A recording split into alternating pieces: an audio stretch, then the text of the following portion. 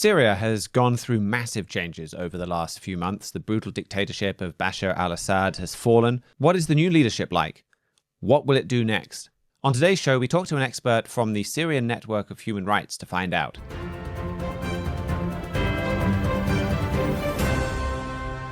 Welcome back to Trumpet World. Earlier in the week, I sat down with Yumen Hallaq from the Syrian Network for Human Rights, an independent organization that monitors human rights and human rights abuses within Syria. She gave us a fascinating look at events on the ground and provided some important context that can often get missed on a show like ours, where we're trying to kind of simplify and summarize the news or an important story in just a very short period of time. Here's how she introduced herself and her organization. For me, I am a researcher at the Syrian Network for Human Rights. Our work right now is focusing on two things: transitional justice, basically, and trying to affect right now the policy makers to start this road of the transitional justice. In general, the Syrian Network for Human Rights was established in 2011 from the beginning of the Syrian Revolution, and since then we have been committed to documenting human rights violations in Syria, whether committed by the Syrian regime or the previous Syrian regime or other parties to the conflict as well. In addition to our daily documentation efforts, we regularly publish in-depth analytical reports, which is something I personally do. These reports on the violations, and we provide usually verified data and the clear attribution of responsibility. And our publication also cover broader themes as patterns of enforced disappearance, torture, attacks on civilians, and the use of prohibited weapons.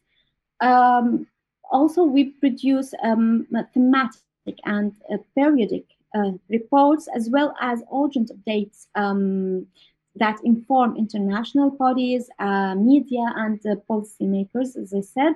And recently, we've been focusing on transitional justice in specific, and also on political transition.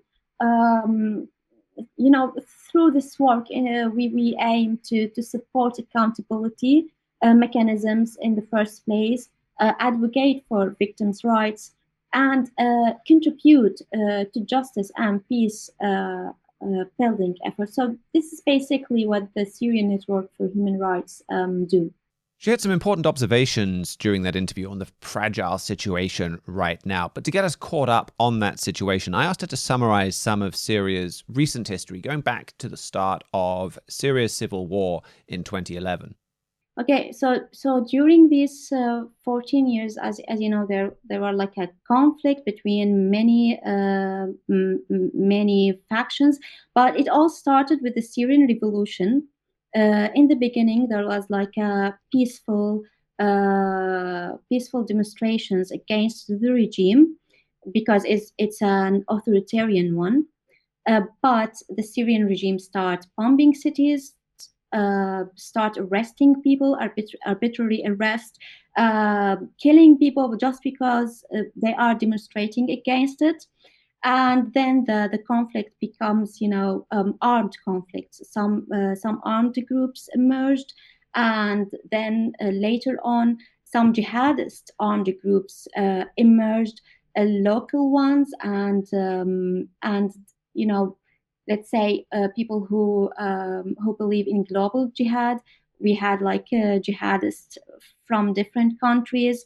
They established what is previously called Jabhat al-Nusra, and then Daesh also has, or ISIS, controlled some areas in Syria, and the conflict between all of these factions started. Before the liberation, Syria was divided to four controlling areas. You have the Syrian Democratic Forces, which are like a Kurdish-led forces. They control the north east. You have HTS, or Hayat Tahrir Sham, leading by Ahmed Shara, who is the current president. They controlled the northwest, and the Syrian regime also controlled most of Syria. I think two-thirds. And we have also what is called National Army, which was like Turkish-backed. And many countries interfere in the Syrian war. You have Russia and Iran supported the Syrian regime, and they were like the main reason for its survival for the last 14 years. And also the Turkish government has a side. The United States, some European countries as well. So it was like a very complex conflict. But after all, the civilian paid the price, and the Syrian regime was the main responsible of most of the atrocities that happened during the last 14 years. This regime was responsible for the death or the killing of nearly 500,000 Syrians, the detention and torture of hundreds of thousands of civilians, the displacement of around 16 million people as refugees and as internal displaced.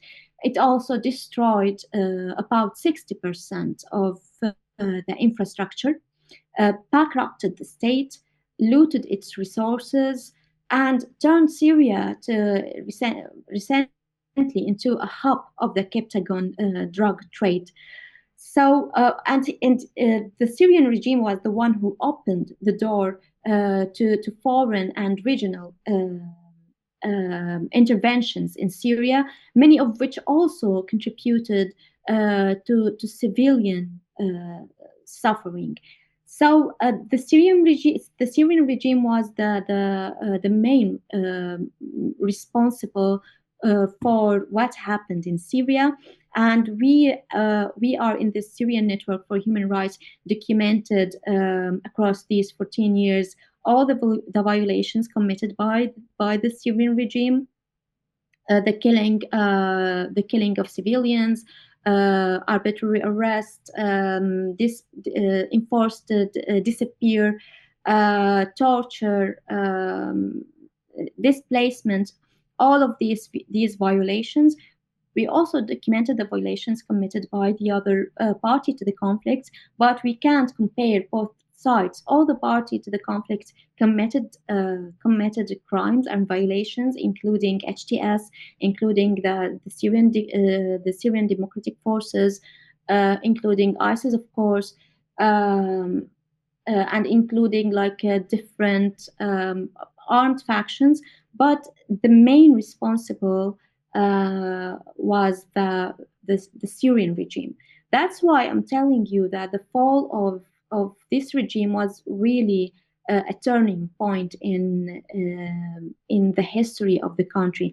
And personally, I believe that no authority replacing Assad could ever commit the level of destruction he did. That brings us to the new government. Yumen is cautiously optimistic that we'll see some improvement for Syria, but she's also very realistic about the challenges the country faces.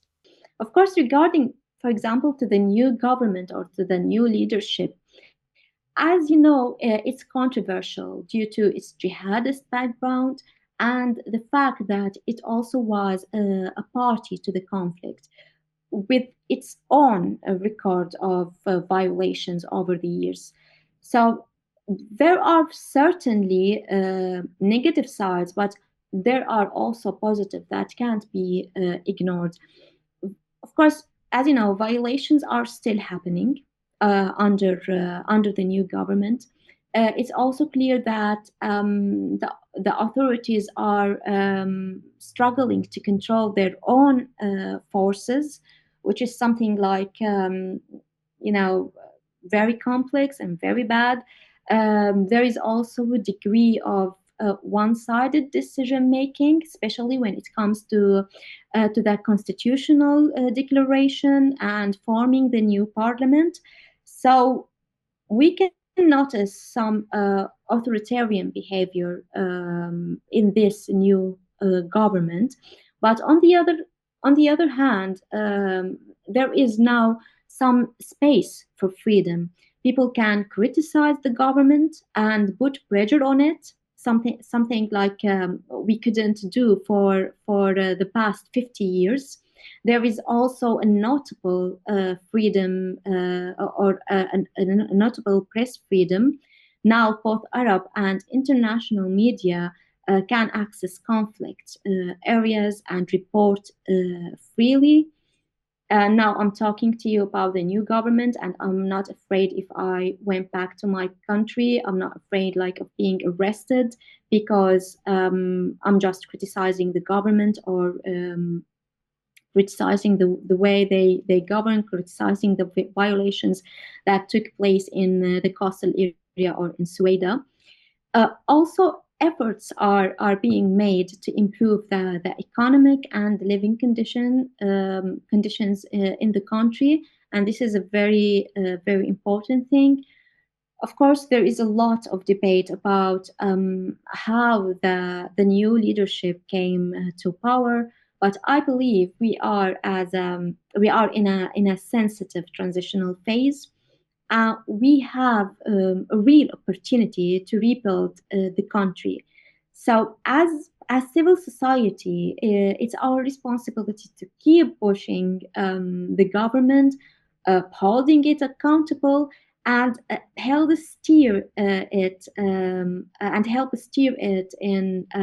the right direction. So yes, we have challenges right now, and the situation in many levels is complex in the social levels, in the military level, in the international also and regional level. So there are many challenges, but I think it's our responsibility as Syrians to try to overcome all of that, support each other, held the government accountable for what they do. Of course, some of what the new Syrian government has done or been involved in are some pretty major atrocities and massacres. That's what's been on the news most recently.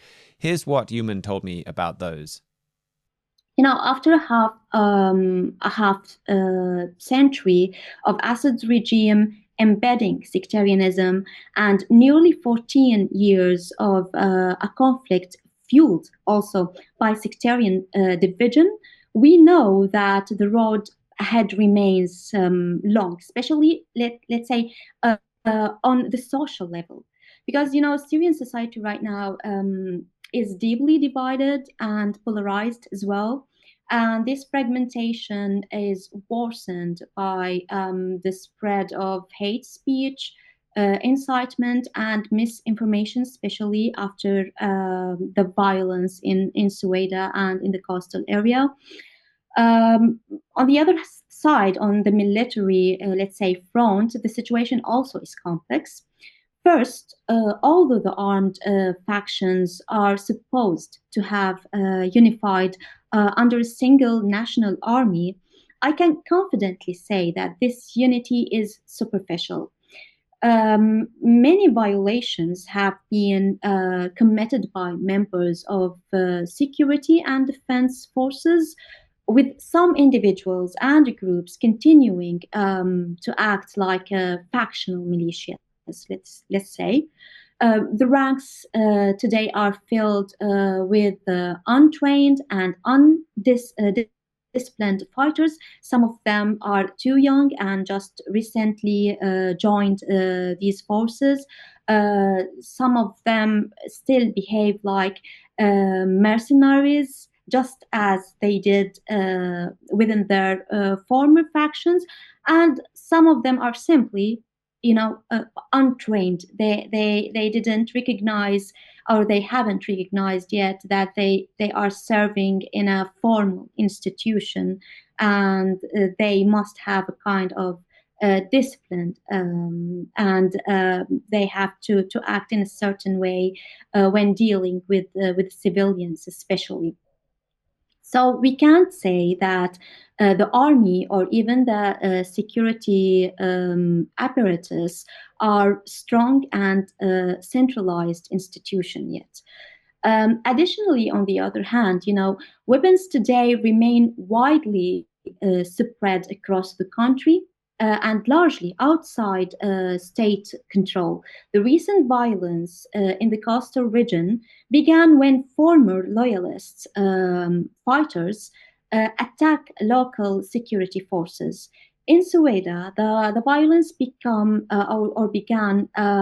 when some armed Badawi tribals attack armed Druze factions, and then the situation escalated, and the formal or the governmental forces interfere, and a cycle of violence started in the area. So today, weapons are in the hands of many actors. You have remnants and loyalists of the previous regime. You have Bedouin tribal armed groups. You have a Druze armed factions as well. And also we have the Syrian Democratic Forces, which are Kurdish-led and control much of the northeast of Syria. With so many rival groups armed, unfortunately, the cycles of violence are likely to continue.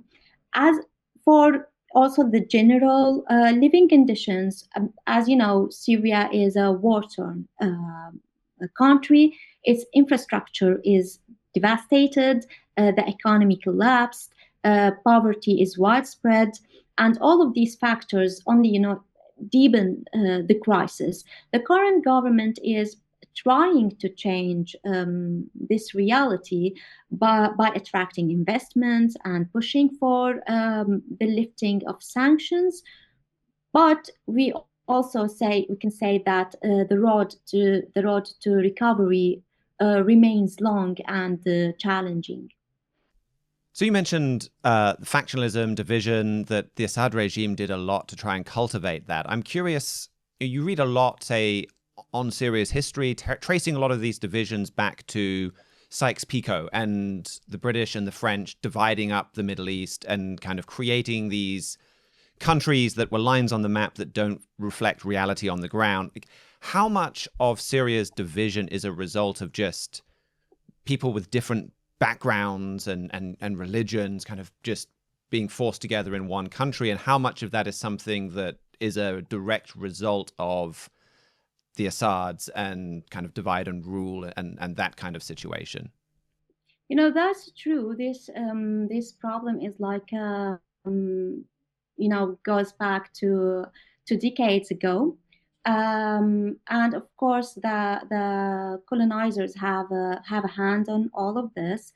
But Assad family has been ruling for 50 years, till now, and they did this division as a way of controlling to control people.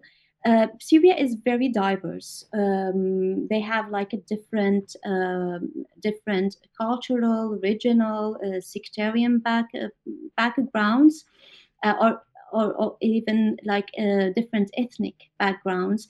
In Syria, we have Arab and Kurdish, which are like two different ethnic groups. We have Muslim and Christian. Among Muslims, we have many sects. There are Alawites, Sunni, Druze, Shia.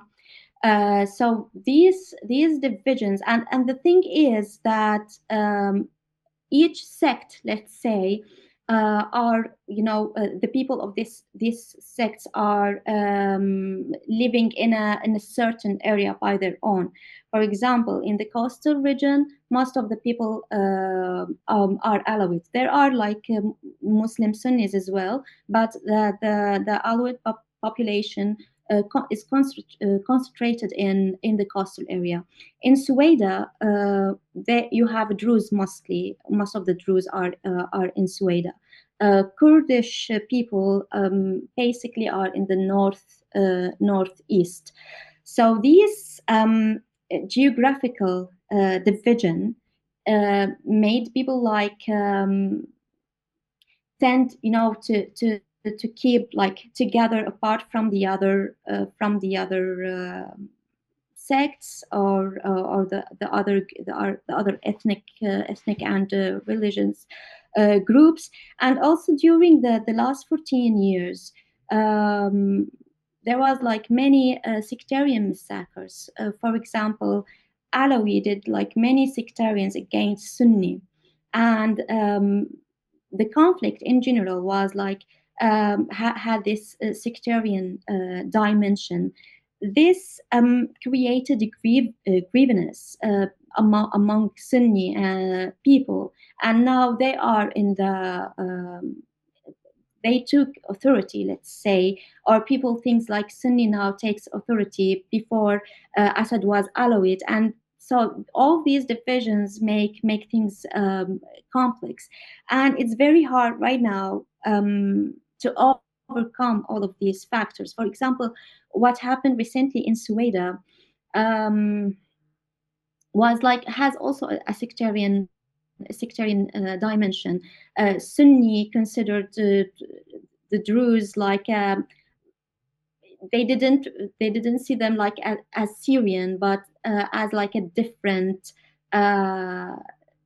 sect, different people. And also on the other hand, Druze perceive Sunni in the same way almost. So I can say that we are almost far away from acknowledging what the citizenship means with all of these sects and ethnic groups in Syria, mostly like fighting through the last 14 years, and the division between them was like deeply embedding during the Assad era. So the situation right now is complex, and it demands like some conscious about the situation, because as I said, there are like armed groups, Sunni armed groups, Druze armed groups, Kurdish armed groups, and as long as these weapons are widely spread between like different different rival factors, factions, that the violence cycle will continue. So what we need right now is kind of stability. The weapons shouldn't like be widespread like this, so we can like start a rational conversation between like different groups in Syria. But as long as we have violence, as long as the economy is collapsed, the infrastructure is devastated, these kind, of these kind of things might not like happen easily. So I think we're still like far away, but it's possible to rebuild what has been destructed. But you're talking about decades of division, so it's really hard to overcome that. Divisions between the countries around Syria also play a major role in the conflict. Here's what Yumen had to say about that. Also, the political situation remains complex. There is a notable level, let's say, of Arab acceptance of the new reality. Countries like Saudi Arabia have already begun proposing, investments in Syria, and seem to be cooperating relatively relatively well with the new government. There is also a certain degree of recognition from European and American actors. There are talks about lifting sanctions recently, and some sanctions were partially lifted already, along with efforts to support and give the current experience a chance to succeed. Iran, of course, doesn't wish for a strong and united Syria, but also they are weak right now. They lost their best ally, which is Hezbollah in Lebanon or in Lebanon. So they can't, play a vital role in Syria right now, even though I think they may try in the future. But I believe that the biggest threat right now is Israel. It appears to seek the division of Syria and its long-term weakening under the pretext of protecting their borders. Also, through repeated airstrikes, Israel has destroyed much of Syria's defensive military capabilities. It's reportedly arming Druze faction, encouraging them to separate from the central government, while also pushing for a completely demilitarized zone in the south, all of which pose, serious threats to the country's stability. Also, on international level, the situation remains deeply complicated because you have competing global interests are at play in Syria.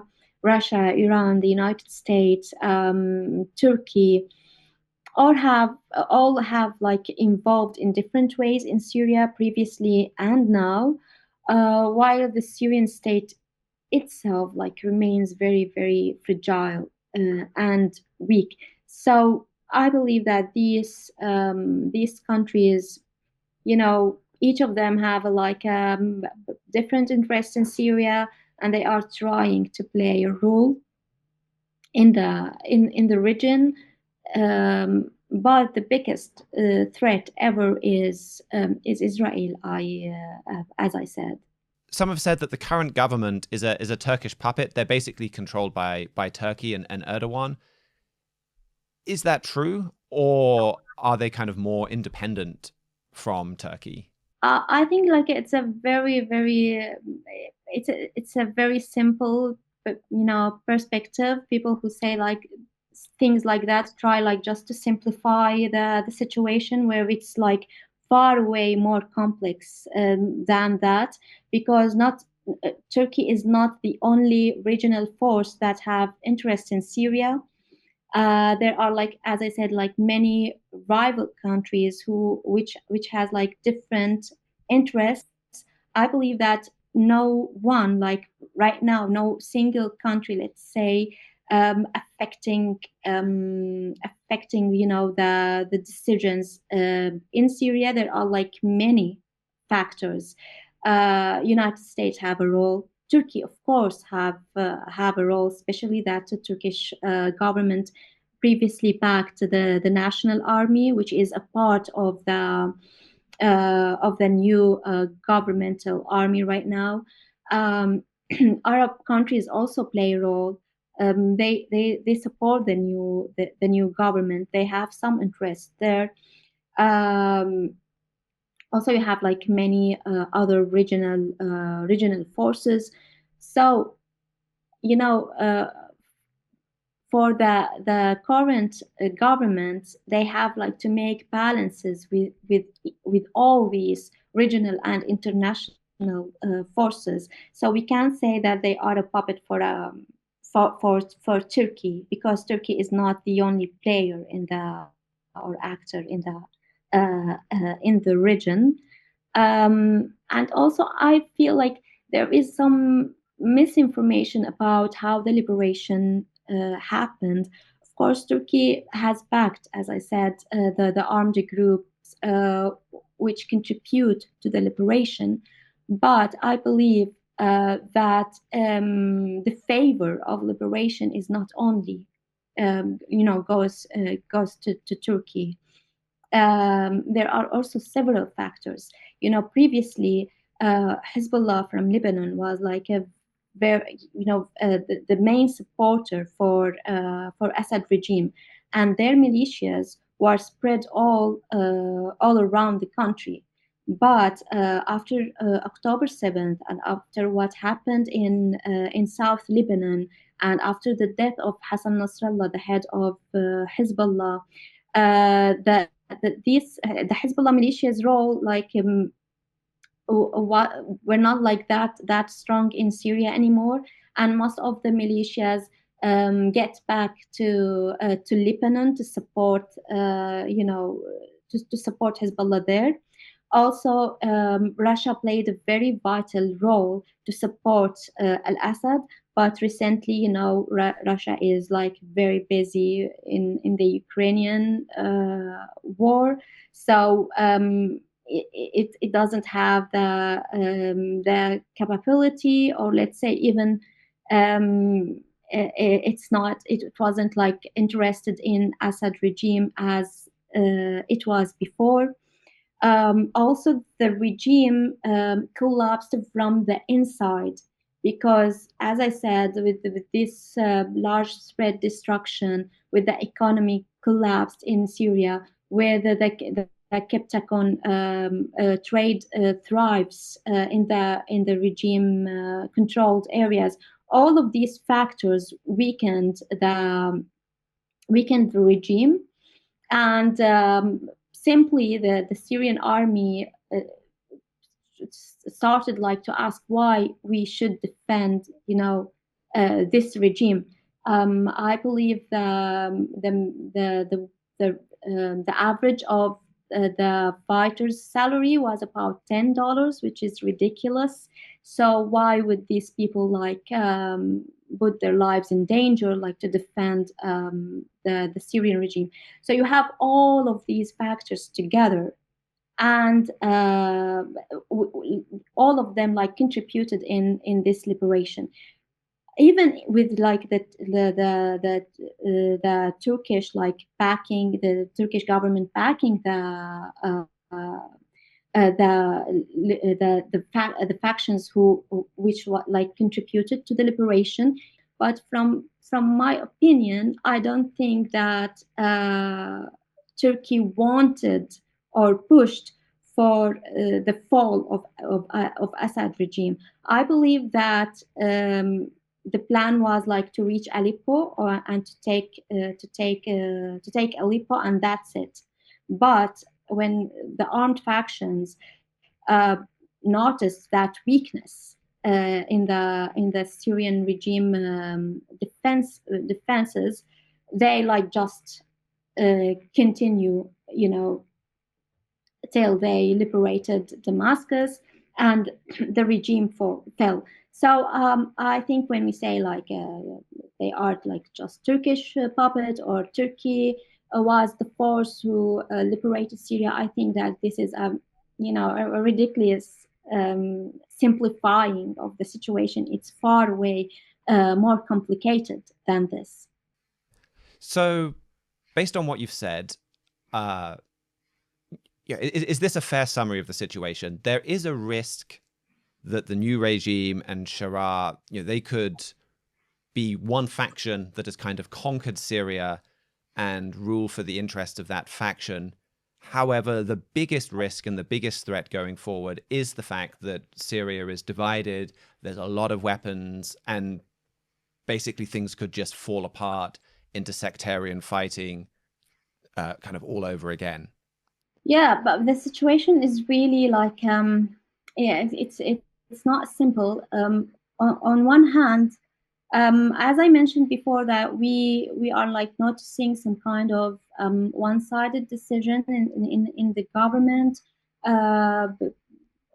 Syrian people like wasn't pleased with the recent constitutional declaration, or the way that the parliament has been formed. But however, there are like many factors that we should take into consideration, because let's say that this regime fell right now, what will happen? Even though that the current government try like to unify all the armed groups together under one or single national army, we still see that some of them like still act as militias. So imagine that they don't have this center power anymore, so they are already fragile. We don't know what kind of alliances will appear. Maybe Russia or Iran will support Alawites in the coastal region. So a new civil war will erupt. So from just a rational perspective, I believe that even though uh, we are like we are not 100% agreed with the new government, but because we are in transitional period, we have no choice but working uh, with each other. So the balance that should be made is to work with the government and at the same time hold it accountable and put pressure on it, to at least to gradually change the situation. But we can't go like extreme to say we are fully support this government and whatever they do, and we can't go to another extreme and say no, we don't want Ahmed Shara, we want like a new government, let's make elections right now. And with this very fragile situation. So it's very complex. We can't say there is one solution, either this or that, white or black, because the reality on the ground is very different from the discussions on social media, what people are saying. Some people want like some people really support the government in a very extreme way. They supported whatever they did, even after the violations in Sueda and the coastal region. The government itself admit these violations, but some people don't want to admit that, and they support whatever the government do. And on the other side, some people like just want to make this to make or to see this government like fails. But the thing is, if it fails, we don't have a choice. If it fails, the whole country will go toward a new civil war again. So you see, we need to do this balance. Not only us, even the governments have their own balances that they should do. As I said, there are like many regional and international countries who have interest in Syria, who have rival interests in Syria. So the government should make kind of balance between all of them, because it's weak. It doesn't have any other choice. And also on the local level, they have many balances to do, because their grassroots are like, we can say, far right. And this far right doesn't accept what the government do, and they think that the government like becomes too liberal, which is not true. But to them, they perceive the new government as like a liberal government, which doesn't go along with their own perspective to how the government should be.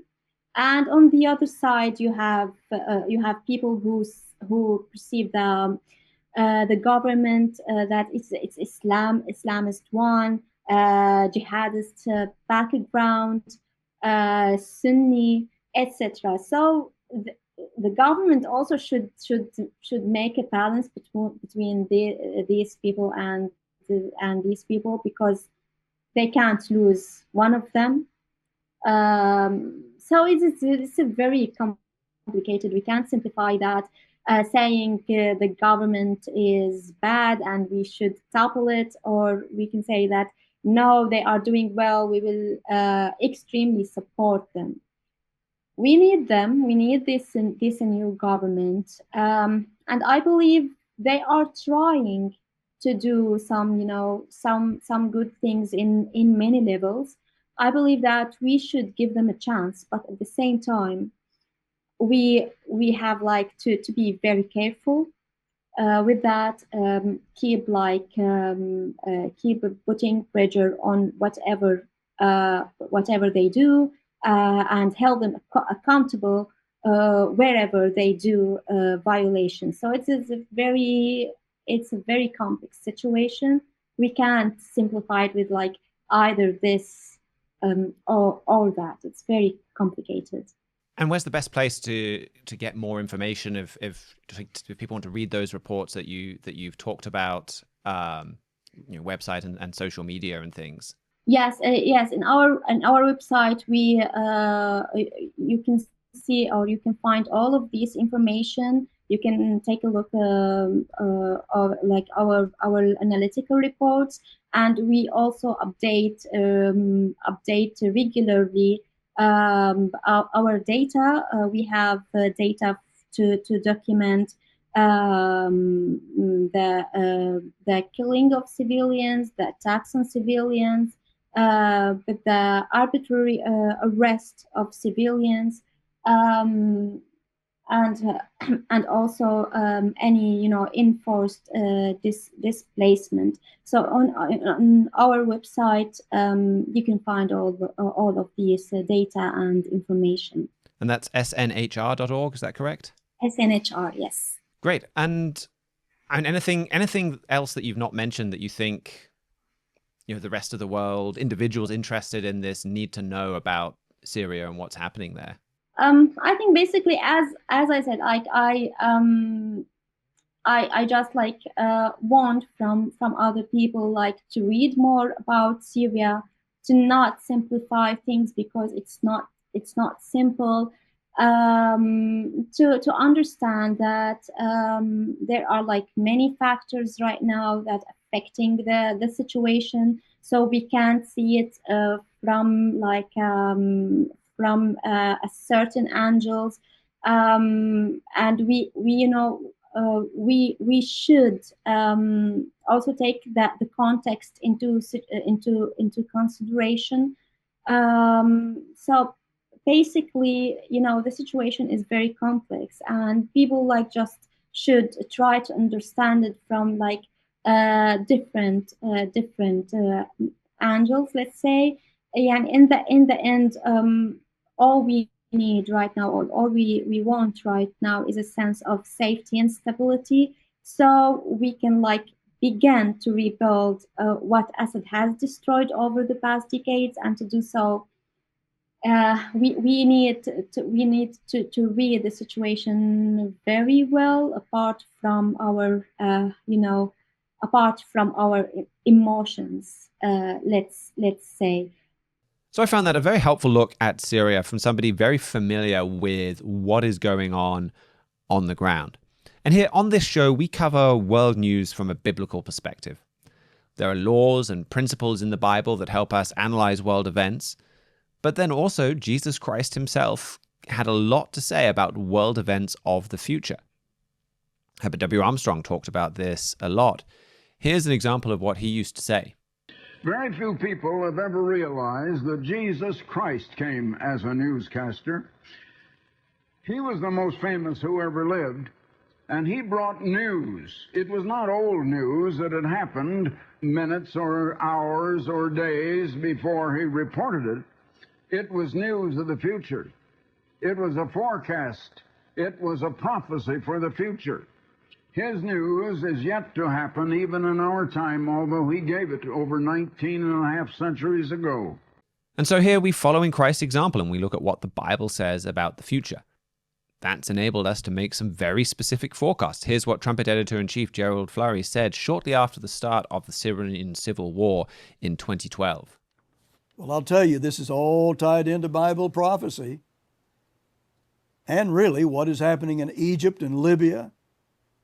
And yet we've said for years that Syria is going to break, probably, there's strong indication of that in the scriptures in Psalm 83, to be specific, that Syria would pull away from the Iranian orbit and go another direction, and that's what's happening. It appears very, very much right now on the world scene. We prophesied that many years ago, well over 20 years ago.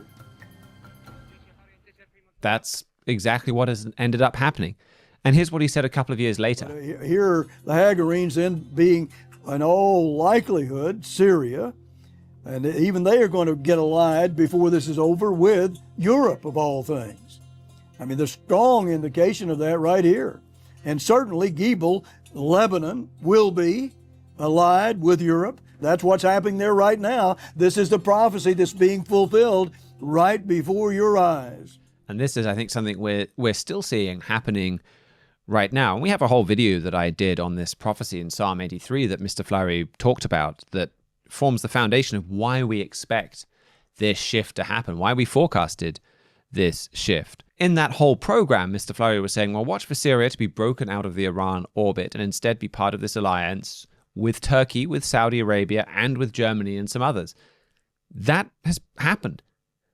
That they've broken out from Iran, and they're very heavily influenced by exactly these countries. And it's Turkey and it's Saudi Arabia that are making these links with the government and holding business meetings and these kind of things.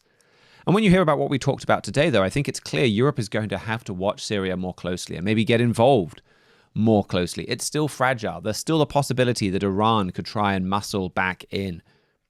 But I think it's also clear that, again, Bible prophecy describes the situation that is on the ground and how it's going to develop. The Bible forecasts what would happen. It continues to be your best guide in a complicated and fragile situation. It's a book that has a lot to say about the modern world, about your life. I mean, as Mr. Armstrong said in that clip, people, even churches in this world, don't talk about the role that Jesus Christ played as a newscaster. And the Bible is Jesus Christ in print, the Word of God in print. And you dig into the news, and ultimately you end up seeing more of what the Bible talked about happening. It's a book that has a lot to say, a lot of relevance about your life, and it contains the only sure hope for Syria and for many other countries. That is at the core of the message we want to get out here on Trumpet World. If you want to know more about that, we have our free book, The King of the South, that has a lot more to say about Syria and about all of the Middle East, what the Bible says will happen there, and then where all of these world events are leading, the important context to understanding all of these events, how it fits into what Jesus Christ said. And he has a long prophecy in Matthew 24, Matthew 25, where his disciples asked him, what will be the sign of your coming and of the end of his age? And if we're Christ's disciples today, well, we need to be asking some of those same questions, thinking about those same things. And Christ didn't respond by saying, well, don't talk about that.